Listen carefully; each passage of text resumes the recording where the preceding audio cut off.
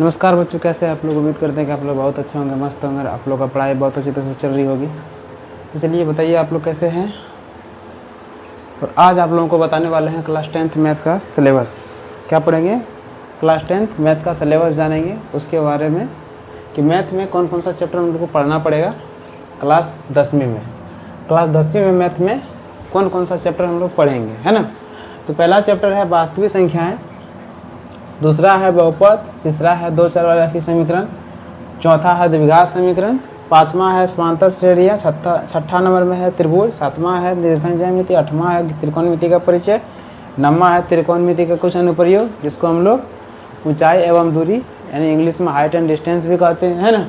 10वां number में वृत्त, circle, ये कंस्ट्रक्शन है, रचनाएँ। अब वृत्त से संबंधित कुछ क्षेत्रफल ये चैप्टर है। और 13वां नंबर चैप्टर है पृष्ठीय क्षेत्रफल और आयतन, 14वां नंबर है सांख्यिकी, 15वां नंबर है प्रायिकता। अब इसमें से टोटल जो प्रश्न होते हैं वो कितना नंबर का पूछे जाते हैं? तो पूछता एग्जाम में है 200। कितना नंबर का पूछता है? 200 नंबर एग्जाम में क्वेश्चन देता है, ठीक है। एग्जाम में 200 नंबर का प्रश्न देता है, लेकिन हम लोग को उसमें बनाना कितना है? 100 नंबर। कितना बनाना है हम लोग को? 100 नंबर बनाना है ना। एग्जाम में 200 कैसे? 100 ऑब्जेक्टिव देता है जिसमें हम लोग को 50 बनाना है ना। और 100 सब्जेक्टिव देता है जिसमें हम लोग को फिर इसमें 50 अंक लाना है, यानी 50 नंबर तक बनाना है ना।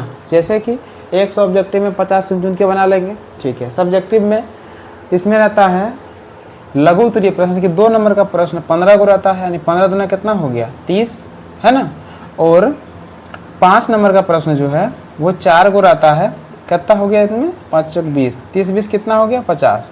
यानी 15 प्रश्न बनाना है 2 नंबर का प्रश्न, उसमें रहेगा 30। और 4 नंबर का जो 5 नंबर का जो प्रश्न है वो 4 बनाना है, प्रश्न रहेगा उसमें 8, है ना। तो आप लोगों को यहाँ पे डबल प्रश्न दिया जाएगा, बनाना उसमें आधा है, 50% बनाना है ना। तो समझ लो कि 200 नंबर का एग्जाम होगा, उसमें बनाना कितना है? 100 नंबर का बनाना है, समझ गए ना। हाँ, तो ये तुम्हारा सिलेबस है मैथ का, ठीक है। इसमें से सबसे अधिक अगर पूछा जाता है तो किस चैप्टर से पूछा जाता है?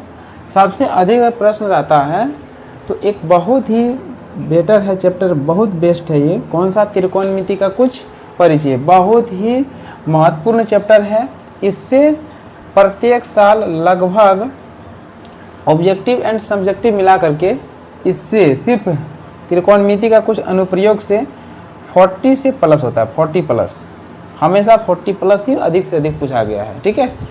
कई साल का भी निकाल के देख सकते हैं रिकॉर्ड इसका। हमेशा 40+ से, हमेशा एग्जाम में 40+ नंबर लेता है इसे, ठीक है। सब्जेक्टिव ऑब्जेक्टिव सब मिला करके बोल रहे हैं, ठीक है ना, पूरा टोटल मिला करके, ठीक है। बना इसमें अगर इससे 40 आ गया, सोचो 60 नंबर। 60 नंबर तो आपको देखो बहुत इंपॉर्टेंट चैप्टर इसमें, बहुत इंपॉर्टेंट कौन सा है? वास्तविक संख्याएं, जिससे कम से कम 8 से 10 नंबर तक का क्वेश्चन इसमें रहता है, ठीक है। बहुपद से, इसमें भी ऑब्जेक्टिव एंड सब्जेक्टिव मिलेगा क्वेश्चन देखने को, ठीक है। और सब्जेक्टिव तो मात्र एक रहता है, 1 या 2, लेकिन ऑब्जेक्टिव 5-6 रहता है, ठीक है। 2 चर वाले रैखिक समीकरण से ग्राफ पूछ देता है, 5 नंबर का प्रश्न इससे आता है, ठीक है, ग्राफ में। फिर द्विघात समीकरण से ऑब्जेक्टिव रहेगा एंड सब्जेक्टिव रहेगा, 2 नंबर का प्रश्न रहेगा। और कभी कभी 5 नंबर में भी पूछा जाता है। ऑब्जेक्टिव तो 4-5 इससे निश्चित है ही है, ठीक है। समांतर श्रेणी, इससे ऑब्जेक्टिव एंड सब्जेक्टिव दोनों रहेगा। सब्जेक्टिव में मात्र 2 अंक का प्रश्न रहेगा और ऑब्जेक्टिव में लगभग 5-6 प्रश्न रहेगा, ठीक है। 1-2 प्रश्न रहेगा इसमें, ज़्यादा नहीं सब्जेक्टिव में।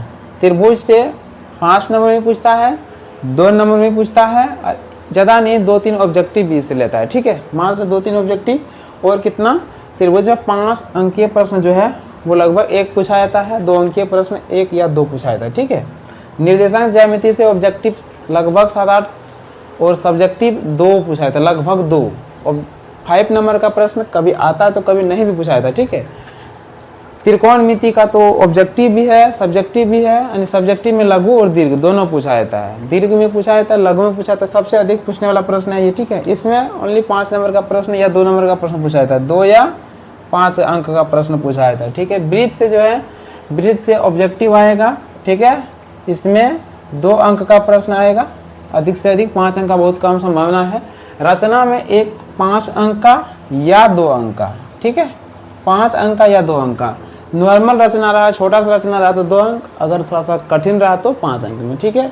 वृत्तों से संबंधित क्षेत्रफल का ऑब्जेक्टिव भी पूछता है इसमें, बाकी सब्जेक्टिव 2 या 5 दोनों में एक प्रश्न हो सकता है, ठीक है।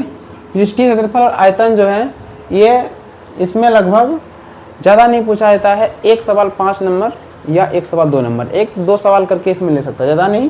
कितना अंक का चैप्टर हो जाएगा, मात्र 10 नंबर तक हाईएस्ट नंबर चैप्टर लेता है, ठीक है। सांख्यिकी में एक प्रश्न तो 5 नंबर या एक, देखो सांख्यिकी ऐसा चैप्टर है जिसमें ऑब्जेक्टिव पूछा जाता है, सब्जेक्टिव पूछा जाता है, सब कुछ इसमें लेता है। देखो इसमें जो है लगभग 5-6 ऑब्जेक्टिव ले लेगा, 5 या 6, ठीक है, लगभग 5-6 ऑब्जेक्टिव, मिनिमम 5 है ना।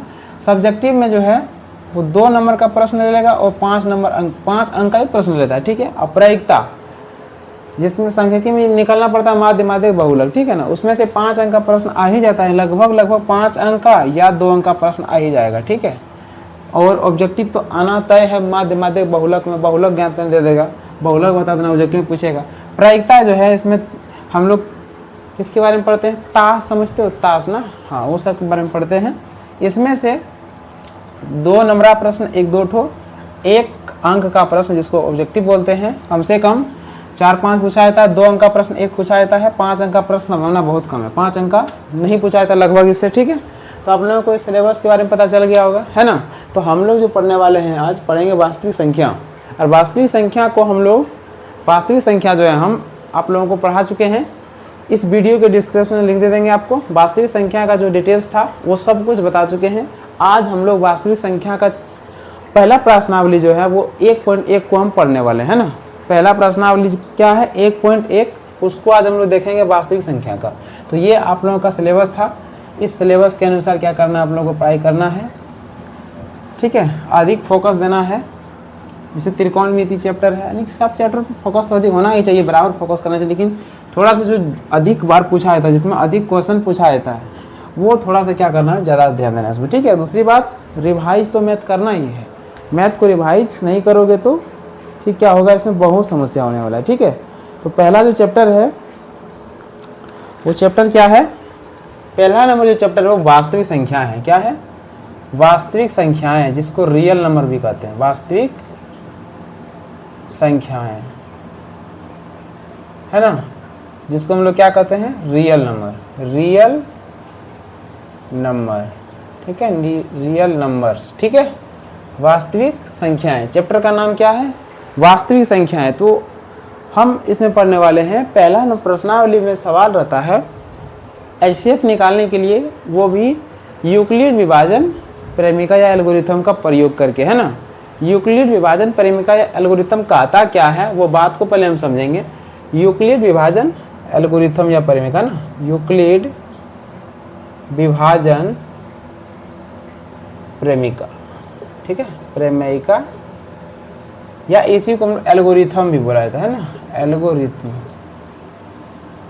प्रेमिका से एल्गोरिथम बनता है, लेकिन हम प्रेमिका एल्गोरिथम का खाली फॉर्मूला बताने जा रहे हैं अभी, ठीक है।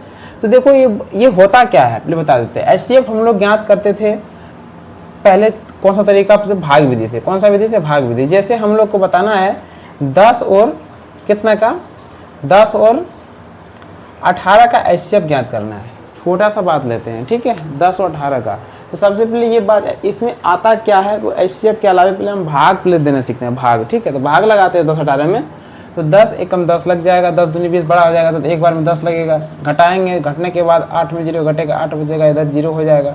फिर देखो यहाँ यही तरह जाएगा, है ना, ये रह गया आपका। अभी भाग बना रहे हैं, HCF नहीं बता रहे हैं, ठीक है, अभी HCF बताएंगे। तो इसमें से हम क्या क्या जानते हैं, इसमें से हम जानते हैं क्या क्या है। देखो यहाँ पे जो रहता है, हम जिसमें भाग लगाए, किसमें भाग, 18 में लगाए भाग, तो 18 जो है वो भाज्य है। क्या है, भाज्य है, भाज्य। और हम जिससे भाग दिए वो क्या है, भाजक है ना। और यहाँ पे जो कितना बार में लगा तो वो क्या है, भागफल है, ठीक है। और जो घटाने के बाद शेष बच गया, इसको कहते हैं शेषफल, ठीक है। क्या कहते हैं, शेषफल। हम भाज्य को A से सूचित करते हैं, ठीक है, भाजक को B से, भागफल को Q से और शेषफल को R से। तो इससे एक फार्मूला ऐसे बनता है, अगर इस भाग को हमको चेक करना है तो फार्मूला क्या बनता है, भाज्य बराबर भाजक गुना भागफल जोड़ शेषफल, है ना, ये फार्मूला बनता है। ठीक है, तो भाज्य को a से सूचित किया गया, अब भाजक को b से, अब भागफल को q से और शेषफल को r से। इससे एक फार्मूला होता है a बराबर बी क्यू जोड़ r। ठीक है, इसमें एक शर्त होता है 0 less equal r less than b। इसका अर्थ होता है, ये बहुत इंपॉर्टेंट है, एग्जाम में पूछा जाता है। ठीक है, बिहार बोर्ड एग्जाम में ऑब्जेक्टिव में ये आता है। यहाँ कह रहा है कि r का मान 0 हो सकता है या 0 से बड़ा हो सकता है। देखो यहाँ पे क्या है, r का मान 0 हो जाएगा या फिर 0 से बड़ा रहेगा, कभी 0 से माइनस में घट के नहीं आएगा। ठीक है ना। दूसरी बात, जो b है यानी r जो है वो b से क्या होगा, हमेशा छोटा होगा। b कौन सा है, भाजक है, इससे हमेशा छोटा होगा, कभी भी इससे बड़ा नहीं हो सकता है। r जो है शेषफल जो है वो भाजक से हमेशा छोटा ही होगा, समझ गया ना। तो ये बातें कहता था, ये ऑब्जेक्टिव पूछा था एग्जाम में। ठीक है ना, समझ गया। तो इसी फार्मूला पे अभी हम लोग क्या करने वाले हैं, तो सवाल बनाएंगे, यानी a बराबर बी क्यू जोड़ r, 0 लेस, जहाँ 0 less equal r less than b। अब इसी पे अभी हम क्या करेंगे, अभी सवाल बनाने वाले हैं। तो यहाँ पे इससे सवाल बनाने से पहले हम आपको अभी प्रश्नावली लेके चलते हैं, प्रश्नावली 1.1 में, और वहीं पे हम लोग अभी बताने वाले हैं कि सवाल बनेगा कैसे, किस तरह से भाग विधि से HCF ज्ञात करते हैं, है ना। तो चलिए वहीं पे सिखाते हैं दोनों बातें।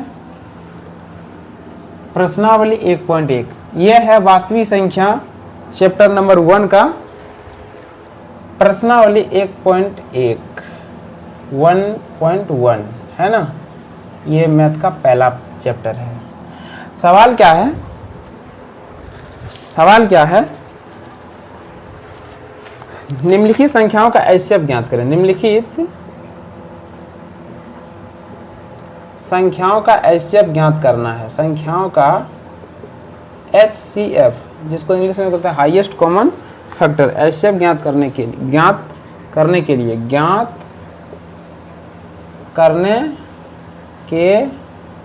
लिए यूक्लिड एल्गोरिथम का प्रयोग कीजिए। यूक्लिड विभाजन एल्गोरिथम का प्रयोग कीजिए। सवाल क्या कर रहा है, यूक्लिड विभाजन एल्गोरिथम का प्रयोग करने बोल रहा है ना, यूक्लिड विभाजन एल्गोरिथम का प्रयोग कीजिए, सवाल ये बोल रहा है। अब सवाल दिया है यहाँ पे 1 नंबर सवाल, ठीक है, A नंबर दिया है। क्या दिया है सवाल, सवाल है 135 और 225, इसका LCM निकालना है, सॉरी HCF ज्ञात करना है। क्या ज्ञात करना है, HCF। ठीक है, HCF ज्ञात करना है तो हमको पहले इसे भाग विधि से बना लेते हैं। कौन सा विधि से, 135 यानी 100 छोटा सा भाग लगाते हैं बड़ा में, तो हम भाग विधि से जब बनाएंगे कैसे बनेगा, ध्यान देना इधर। 135 से भाग लगाओ 225 में, तो 135 गुनी यानी 2 से गुना करो तो कितना होता है, 270 हो जाएगा, बड़ा हो जाएगा। तो एक बार में 135 लगा घटाएंगे 90 बचेगा। ठीक है, अब जो यहाँ पे शेष बचा, इसी शेष में क्या करते हैं, इसका भाजक को यहाँ पे उतार देते हैं। ठीक है, 135, ठीक है ना। इसी शेष में देखो जो शेष बचा, इस शेष में क्या करते हैं, इस वाला बात को यहाँ ले आते हैं उठा के। ठीक है, अब यहाँ पे क्या करेंगे, 90 से फिर भाग लगाएंगे। इसमें ऊपर मत देखो, 90 से यहाँ इसमें देखो, 90 से भाग लगाएंगे। पहले अभी इसमें भाग लगाया तो शेष था, अभी बन गया भाजक। जब इसको यहाँ उतारने बाद क्या बन गया, ये भाजक। अब भाग लगाएंगे एक ही बार में लगेगा, 2 बार में कितना हो जाएगा, 180 होगा, इसलिए नहीं लगेगा। एक बार में लगाएंगे कितना बचेगा, यहाँ पे 45 बचेगा। ठीक है, घटाने के बाद 45 बचेगा। फिर यहाँ पे 90 को यहाँ उतार देंगे, कहाँ उतारेंगे, यहाँ पे। ठीक है, तो 45 दूनी 90। जब तक पता होनी चाहिए एक बात कि जब तक HCF में HCF जब निकालेंगे, जब तक कट के ये 0 ना हो जाए शेष, तब तक इसका ज्ञात करते चलेंगे, है ना। जब 0 हो जाए, जहाँ पर 0 हो, तो जिससे 0 हुआ है, जिससे भाग लग के 0 हुआ है, वही इसका HCF कहलाएगा। अभी फिलहाल HCF यहाँ पे 45 है, क्या है, क्योंकि 45 से लगकर ही 0 हुआ है ना, तो HCF क्या हो जाएगा यहाँ पे 45। इसी बात को हम किस में पढ़ेंगे, यूक्लिड विभाजन एल्गोरिथम में पढ़ेंगे। किसमें, यूक्लिड विभाजन एल्गोरिथम में, यूक्लिड विभाजन एल्गोरिथम में पढ़ेंगे। ठीक है, तो इसमें इसका एक फार्मूला होता है, वो फार्मूला के अनुसार हम पढ़ेंगे। सबसे पहले इसमें क्या क्या फार्मूला जरूरत है, ए बी क्यू आर, तो हमें ए और बी तो मिल जाएगा। क्या मिल जाएगा, ए और बी। यहाँ का बात ए कहते थे, यहाँ का बात को बी कहते हैं, तो ए भी मिल जाएगा। क्यू आर इससे निकाल लेंगे। ठीक है, तो देखो यहाँ पे हम कैसे बनाते हैं इसको। ठीक है, तो यहाँ पे हम लिखते हैं, दिया है, क्या दिया है, हम इसको सपोज कर लेते हैं ए इक्वल टू 225, है ना, क्योंकि ए बड़ा मान होता है। अब बी इक्वल टू 135। ठीक है, यानी ए ग्रेटर देन बी हो जाएगा, ए ग्रेटर देन बी, ए बड़ा है बी से, ठीक है, यानी क्या, यानी 225 ग्रेटर देन 135, ठीक है, समझ गया ना, ये ग्रेटर देन है यानी ए बड़ा है बी से।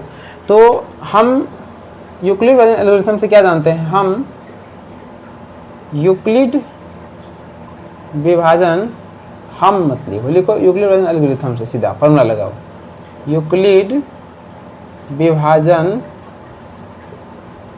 एल्गोरिथम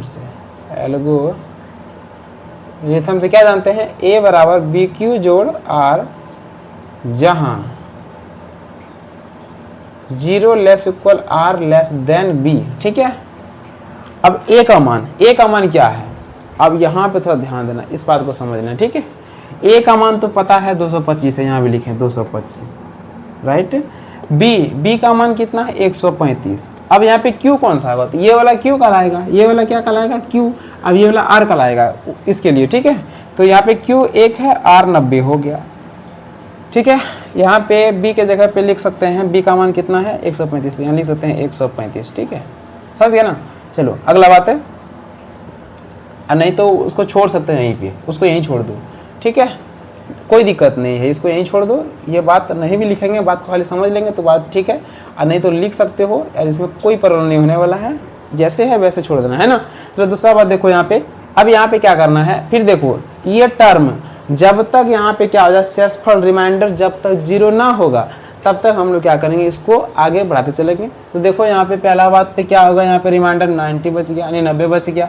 अब क्या करना है, अब देखो जो यहाँ भाजक था वही बन गया यहाँ पे भाज्य, यानी दोबारा से ये बी था, यहाँ बन गया कि ए, है ना। अब बी कौन बन गया, ये जो आर था वो बन गया बी, तो यहाँ पे 135 बन गया ए, तो ये वाला बात को कहाँ ले आएंगे, 135 को यहाँ ले आएंगे, ठीक है। अब देखो ये जो 90 था तुम्हारा कितना, आर था इसके लिए, अब जैसे इसमें दूसरा टर्म में चलेंगे तो यहाँ पे 90 जो है वो क्या बन गया तुम्हारा बी बन गया, और Q जो है वो यहाँ से भाग लगाने के बाद एक बार में लगा, तो ये तुम्हारा Q हो जाएगा, ठीक है। और R कितना है 45 यानी 45 है, तो 45 सेम बातें करेंगे फिर नीचे, अभी तभी रिमाइंडर 0 नहीं हुआ है, रिमाइंडर 0 जब तक नहीं होगा तब तक हम करते चलेंगे, ठीक है। तो यहाँ पे फिर क्या करेंगे, 90 को यहाँ उतारेंगे, ठीक है। देखो यहाँ पे 90 क्या बन गया तुम्हारा, ये फिर A बन गया, और ये जो रिमाइंडर था ये B बन जाएगा, ये क्या बनेगा B बन जाएगा, किसके लिए, तो इसमें भाग लगेगा, ठीक है ना। तो यहाँ पे लिखेंगे 90, अब देखो ये B बन गया, B में कितना गुना करेंगे जो 90 हो जाएगा 2 से, तो यहाँ पे 45 गुना 2 कर देंगे 90 हो जाएगा, शेष कितना बचेगा 0। अब देखो यहाँ पे शेष क्या हो गया 0, रिमाइंडर क्या हो गया यहाँ पे 0। जब रिमाइंडर 0 हो गया तब क्या हो जाएगा बताओ, अब इसको मिटाते हैं, रिमाइंडर 0 हो जाए तो जिससे 0 होता है वही क्या कहलाता है, वही क्या कहलाता है HCF। तो यहाँ पे रिमाइंडर 0 लिखेंगे, जो कि R बराबर 0, कब 0 हुआ, जब 45 से भाग लगा, है ना। तो R बराबर 0, इसीलिए HCF बराबर कितना 45, है ना। तो यही तो हम लोग ज्ञात करना था, HCF ही बोल रहा था ज्ञात करना, क्या ज्ञात करने बोला था HCF। तो HCF कितना आ गया मेरा 45, है ना, कंप्लीट है, कोई दिक्कत नहीं, कोई समस्या नहीं है इसमें। चलो इस प्रकार से सेम अगला सवाल एक और देते हैं, अगला सवाल सेम इस प्रकार से देते हैं, ठीक है। अगला सवाल देखना है, सवाल नंबर 2 देखो क्या है सवाल, सेम है सवाल 196 और 38,220 है, 196 बी नंबर सवाल का अगला सवाल 196 और 38,220, है ना, यही सवाल है। चलो इसको देखते हैं कैसे बनेगा। सबसे पहले इसको हम साधारण तरीका से बनाएंगे भाग विधि से, 196 और 38,220 हम भाग विधि से बनाने का कोशिश करेंगे, भाग विधि से, ठीक है।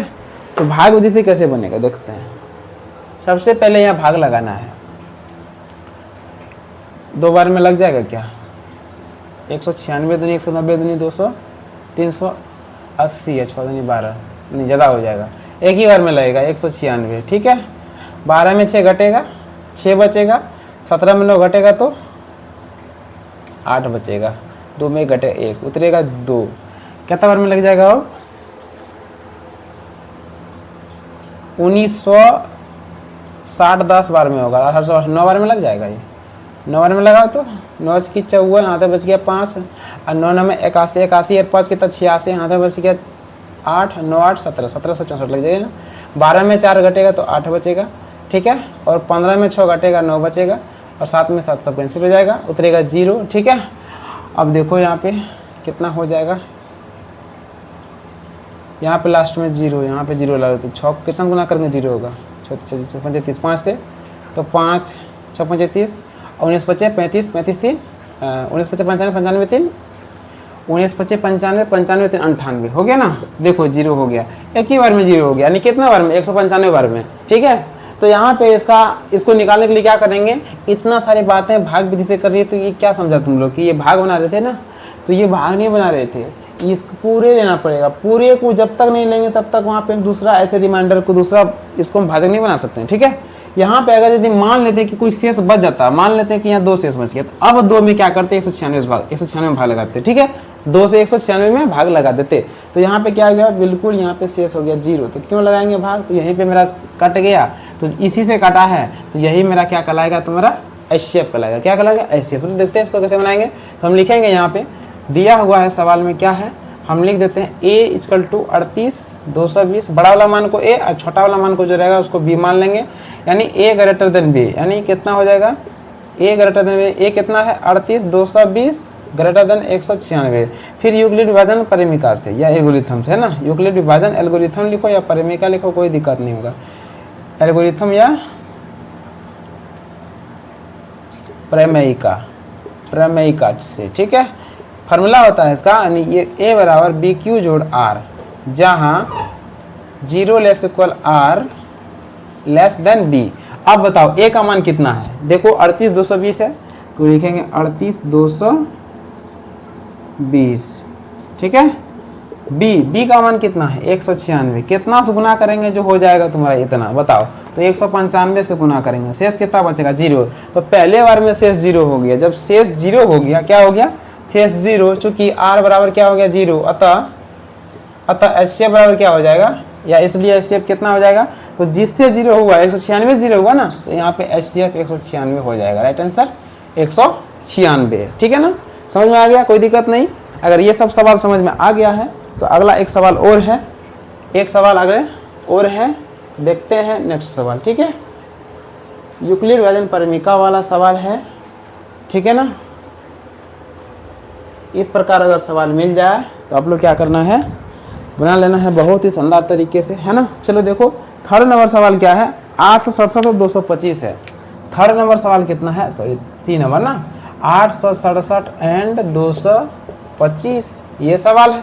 क्या ये बन जाएगा आप लोगों से, सॉरी 255 है, 25 नहीं, 255। ठीक है, चलो देखो बन जाएगा, लिखेंगे। फिर दिया हुआ है, क्या दिया है, a बराबर हम बड़ा वाला मान को लिखते हैं और b बराबर हम छोटा मान को लिखते हैं। ठीक है, छोटा मान को, यानी a > b।